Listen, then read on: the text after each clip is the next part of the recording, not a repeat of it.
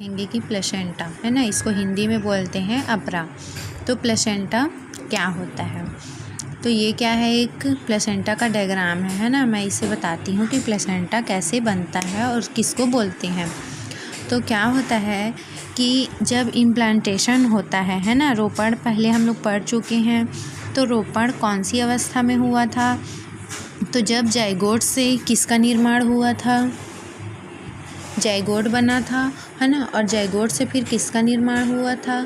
Blastula बना था, है ना। मतलब जो जाइगोट हैं उनकी सेल में वृद्धि हुई थी और वो एक गेंद के समान किसका निर्माण किए थे? ब्लास्टुला का निर्माण किए थे।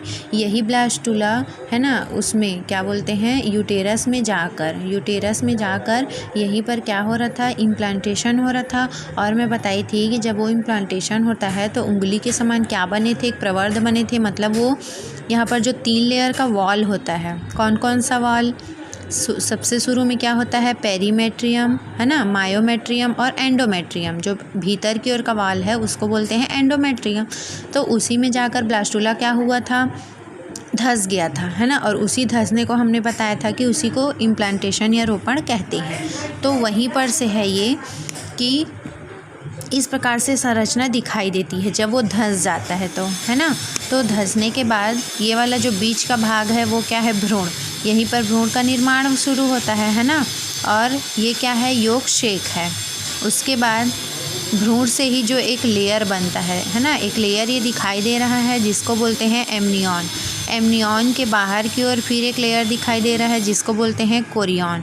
और इसी कोरियॉन से फिर क्या निकलते हैं? प्रवर्ध निकलते हैं, है ना। और यही प्रवर्ध कहाँ पर जाकर, ये जो प्रवर्ध दिख रहे हैं ना, वो कोरियॉन का ही प्रवर्ध है, ठीक है, जिसको क्या बोलते हैं? कोरियोनिक विलाई बोलते हैं। तो यही कोरियोनिक विलाई यहाँ पर धंसने के बाद बाहर निकल जाते हैं, है ना। और एंडोमेट्रियम में क्या करते हैं? ये धंस रहे हैं, है ना। तो ये वाला जो लेयर है उसको बोलते हैं एंडोमेट्रियम। तो जब ये कोरियोनिक विलाई जब धंसता है तो एंडोमेट्रियम का जो वॉल है उसमें भी क्या बनने लगते हैं? उभार बनने लगते हैं, है ना। और दोनों के बीच फिर क्या हो जाता है? एक संबंध बन जाता है। तो यही जो बीच का भाग दिखाई दे रहा है ना, दोनों के बीच का जो संबंध है, किसके बीच का? एंडोमेट्रियम, है ना, जो प्रवर्ध बना है विलाई, और कोरियोनिक विलाई, ये वाला। तो इन दोनों के बीच में जो जगह रहता है उसी को बोलते हैं प्लेसेंटा।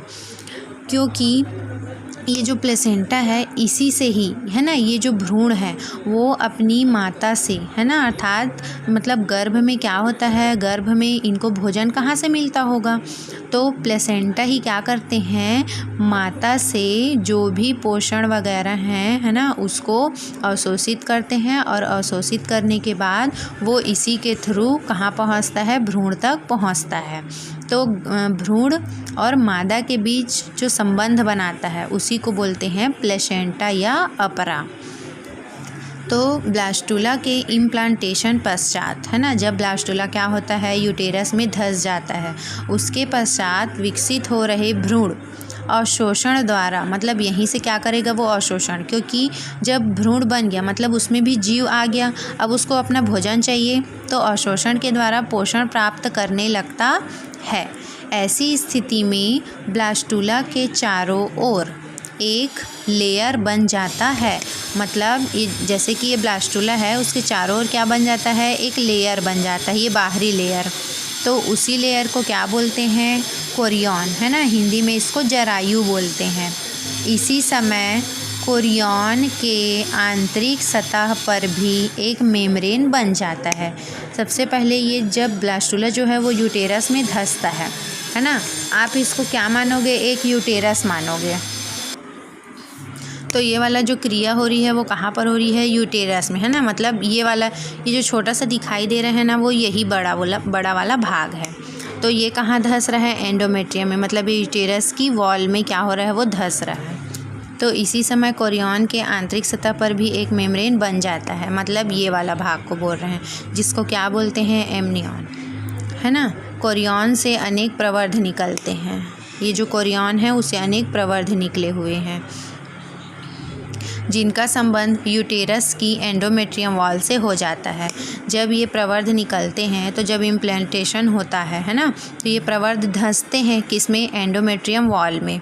ठीक। तो ये यूटेरस की एंडोमेट्रियम वॉल से होता है इसका संबंध, है ना, जिससे एंडोमेट्रियम में भी विलाई उत्पन्न हो जाते हैं। ये जो एंडोमेट्रियम दिख रहा है, तो जब ये प्रवर्ध अंदर धंसे तो जो विलाई जो ये एंडोमेट्रियम का वॉल है ना, वो क्या होने लगे, इधर धंसने लगे, तो इनमें भी प्रवर्ध आने लगे, जिससे दोनों के बीच क्या हो गया, एक कनेक्शन बन जाता है। तो उसी कनेक्शन को बोलते हैं प्लेसेंटा। यदि पूरे अगर 5 नंबर में आता है तो हमको डायग्राम और ये सबको लिखना पड़ेगा, लेकिन यदि 2 नंबर में सिर्फ परिभाषा पूछा तो प्लेसेंटा का ये शॉर्टकट परिभाषा होता है कि एंडोमेट्रियम विलाई, है ना, मतलब ये वाला भाग, व कोरियोनिक विलाई मतलब ये वाला भाग, है ना, दोनों के बीच आपसी संबंध प्लेसेंटा कहलाता है। ये शॉर्ट में उसका परिभाषा है, इसको लिखना ज़रूरी है। यहाँ पर क्या होता है, जो एमनियन का जो लेयर पाया जाता है उसके बीच में, है ना, जो ये भ्रूण है, तो एमनियन का लेयर और भ्रूण के बीच में ये जो दिख रहा है ना, इसको बोलते हैं एमनियोटिक कैविटी। ये वाला भाग एमनियोटिक कैविटी, जिसमें ये जो एमनियोटिक कैविटी होता है उसी में एक द्रव्य भरा होता है ना, तो उस द्रव्य जो कि एक तरल पदार्थ होता है जिसमें भ्रूण क्या रहता है, तैरते रहता है ना, और भ्रूण को वो सूखने से बचाता है। यही द्रव के कारण ही गर्भ में पल रहे बच्चे का, है ना, टेस्ट भी हो जाता है कि वह मेल है या फीमेल है। क्यों? क्योंकि जब ये जो भ्रूण रहता है ना, तो उसमें जो क्रोमोसोम्स हैं, तो इस क्रोमोसोम्स का कुछ टुकड़ा इस द्रव्य में क्या हो जाता है, आ जाता है। तो डॉक्टर्स क्या करते हैं, जो कि गैर कानूनी है ना, तो इसमें क्या करते थे, जब वो लिंग का परीक्षण इसी द्रव्य के माध्यम से होता है और इसमें जो क्या बोलते हैं गुणसूत्र होता है, उसी के थ्रू पहचाना जा सकता है कि वो जो गर्भ में पल रहा भ्रूण मेल है या फीमेल है करके, है ना। यदि अगर XX क्रोमोसोम है तो हम समझ जाते हैं कि वो लड़की है, लेकिन यदि XY अगर इसमें क्रोमोसोम्स मिल रहे हैं तो हम समझ जाते हैं कि जो गर्भ में पल रहा बच्चा क्या है, मेल है करके। तो इसी से उसका टेस्ट होता है। तो ये जो एमनियन लेयर दिख रहा है उसके बीच में एमनियोटिक कैविटी होती है जिसमें एक द्रव्य भरा होता है ना। तो इस प्रकार से क्या था, ये प्लेसेंटा था।